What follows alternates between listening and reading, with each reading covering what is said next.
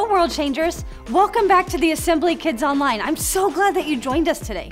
For the last several weeks, we've been in a series called The Comeback, where we're learning that no matter what the middle of the story looks like, God has a great plan for every single one of us. Today's big idea is God does miracles. So what is a miracle anyway? A miracle is something that can only happen by God's power and strength. When something looks impossible, you might hear someone say, well, that's gonna take a miracle.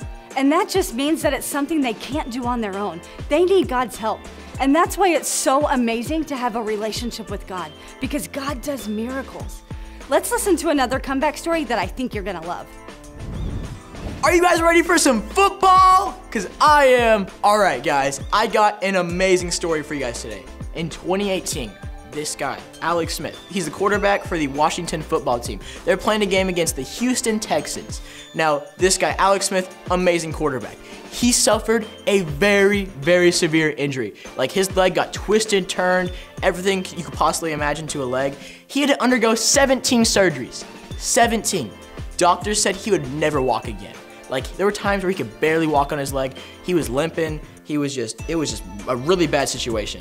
Now, the doctors cleared him for football this summer. Can you believe that? That is a miracle that this guy went from barely even be able to walk. Doctors said he could never walk again, to now he's ready to play football as quarterback. That is a great comeback story.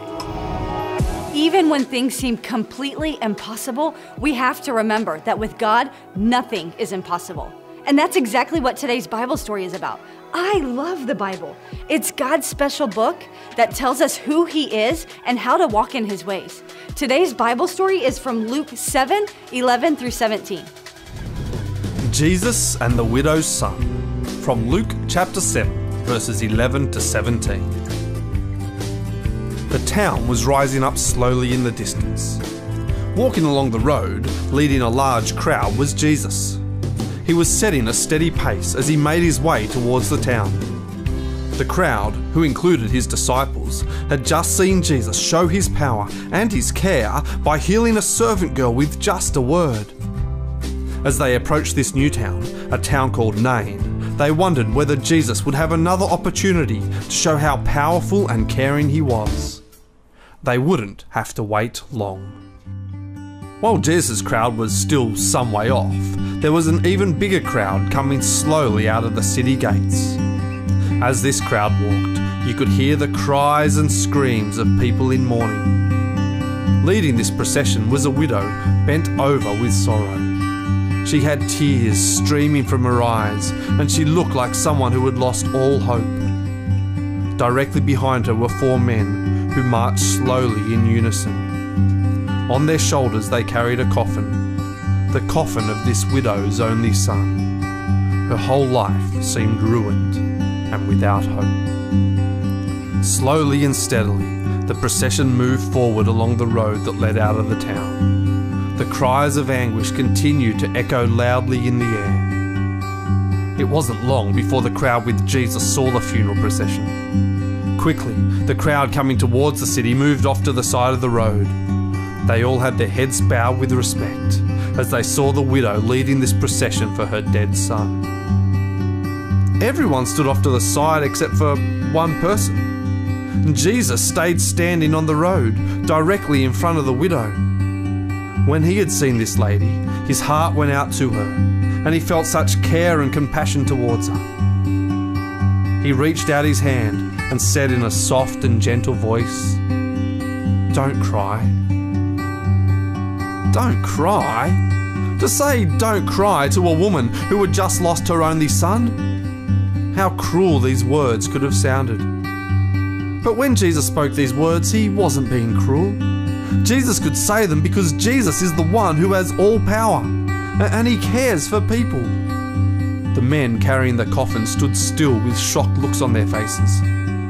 What were they to do? They watched, growing more and more nervous, as Jesus walked up past the widow towards the coffin. Slowly he raised his hand and he touched it. The mourners and the widow gasped in horror. For a stranger to touch a dead man's coffin, it was just wrong. Then Jesus spoke in a firm and steady voice. The words echoed around like thunder. "Get up," he commanded. Get up? To say get up to a dead person in front of their family and their friends, well, that's just cruel. And it's also stupid. Dead people can't get up, they're dead. But when Jesus said these words, they weren't stupid and they weren't cruel. Because Jesus is the one who has all power, and Jesus is the one who cares. The men carrying the coffin were horrified. How could this man say such a thing? They were thinking about putting the coffin down to push the man away when they felt the coffin move. And as they slowly lifted their eyes, the widow's son sat up and began talking to them. Gasps and screams and cheers rose from the crowd as they realized that this young man was no longer dead. He was alive. Jesus had shown his power by raising a dead person back to life. The crowds looked on as the coffin bearers quickly put the coffin down. They stood there in astonishment as Jesus reached out and gently took the boy by the hand. Slowly, Jesus helped the boy step over the coffin edge and onto solid ground. He then led the boy towards his mother. She put out her arms carefully, unsure whether all this was happening or whether it was just a wonderful, wonderful dream. As she touched her son with her own two hands, a sudden wave of happiness came over her.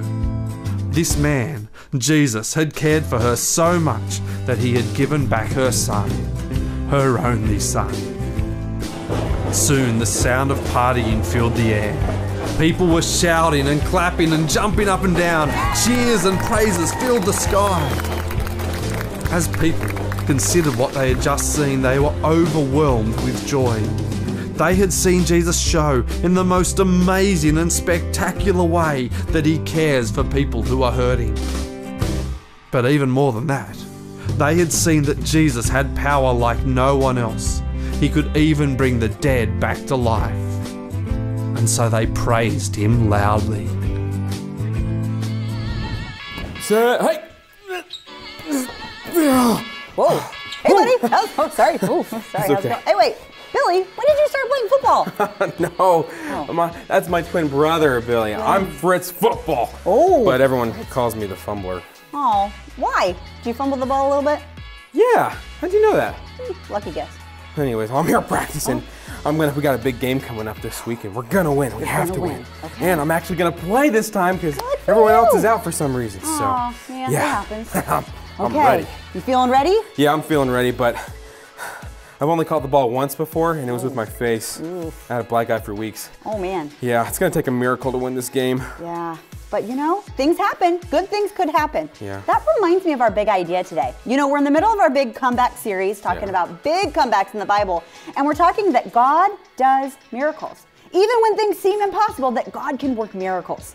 Now, we don't know how that's going to turn out for your football game today, but we know that no matter what, God does work miracles. Do you want to help us learn that big idea? Yeah! Perfect. All right, so you get the crowd ready to go saying God does miracles. All right, you guys ready? Yes. Get your football faces on and let's say it together. God does miracles! Yeah, that's so good. Yeah. You feeling ready? I'm feeling ready. Oh, it's going to be a great game. I can feel it. Yeah, I'm going to keep practicing. Can you throw me a pass? Absolutely. All right, go long. Oh, I caught it! Yes. And that was my face!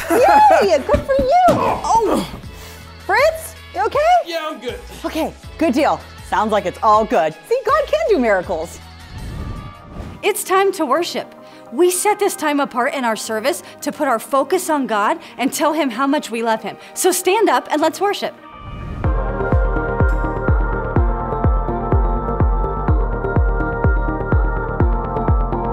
In the chaos, when I'm far away, I can hear you. I'll never be the same. God, you're calling out my name, 'cause you love me. God, you lead me when I've lost my way. You'll never leave me, never let me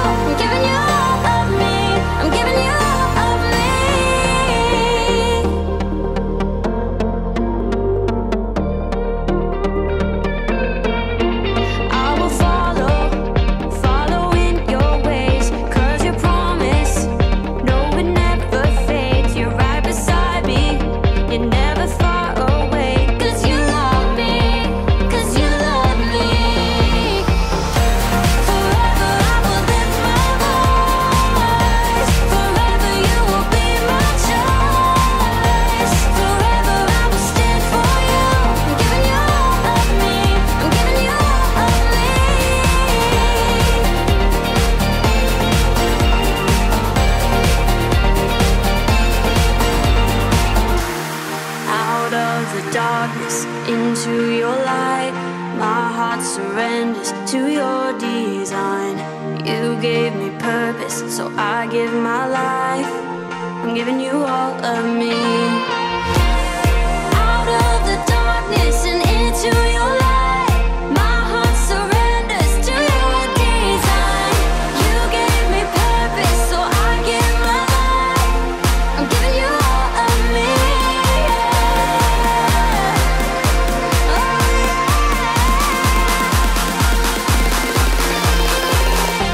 Forever I will lift my voice.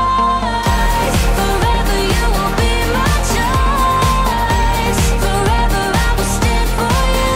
I'm giving you all of me. I'm giving you all of me. Forever I will lift my voice. Forever you will be my choice. Forever I will stand for you. I'm giving you all of me. I'm giving you all of me.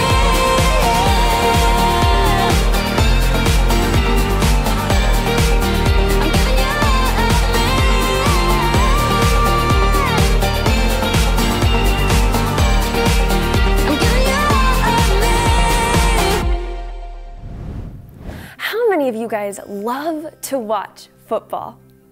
Have you ever seen one of those games wherever one team is so behind that it seems like the game is completely over, that that team has no chance to come back and win?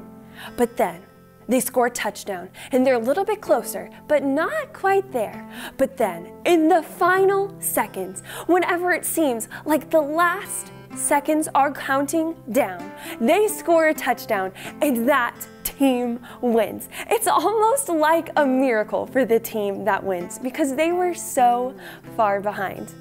Now that's a really awesome win, but in the Bible, that's not quite the miracle that we're talking about. Miracles are something supernatural that happen whenever God comes into a situation and does something only He can do. Today we're talking about how a widow had a son who was dead, but God and Jesus worked a miracle to raise the son from the dead. That is the miracle that we're talking about today.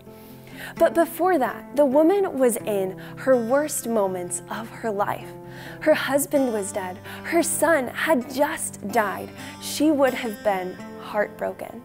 And sometimes our lives might feel like that too, like we're facing the hardest, most awful thing that we've ever gone through.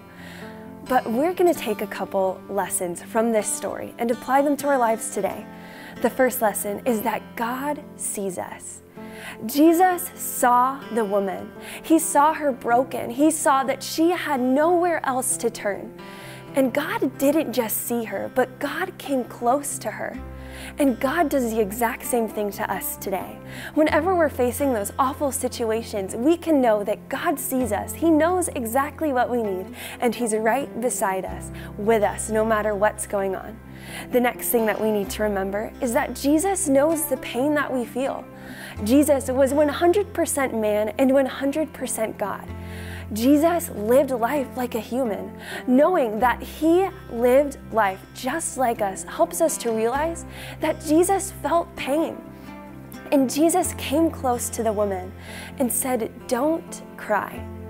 You know, in our own lives, stuff can get really, really hard. We can face tough situations, but we need to remember that Jesus knows what we're going through and He knows the pain that we're feeling. But that's not the end of the story. We need to remember that no matter how bad it gets, a comeback can still happen. The son had already died. It seemed completely hopeless. But that is what a comeback is. God working a miracle in hopeless situations. God brought the son back to life. And God can bring a comeback into our own lives as well. And it can happen in an instant. 1 minute, that widow was facing the worst thing. She was so sad. But the next minute, Jesus worked a miracle and she was probably having the best day of her life. And that is exactly what a miracle is. Hopeless at the beginning, but whenever God comes in and works a miracle that only He can do, our lives are changed. So we need to remember, no matter what, God does miracles. Today, we learned that God does miracles. God worked a miracle in the life of that widow, and God can work miracles for us today. So I want you guys as a family to gather together. And parents, maybe you have a story of a miracle that God worked in your life. I want you guys to share that as a family. But also, maybe you have a miracle that needs to be worked in your life today. So kids and parents, go ahead and share that with your family. But also, take the next step and pray in faith that God will work a miracle in your life no matter what you need.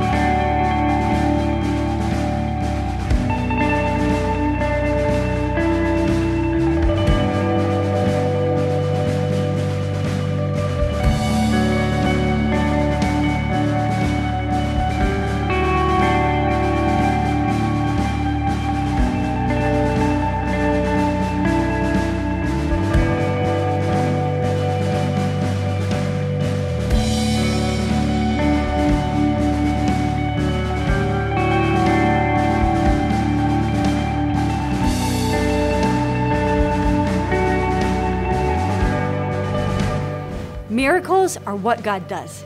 Even in the most impossible situations, I'm so grateful that God is greater.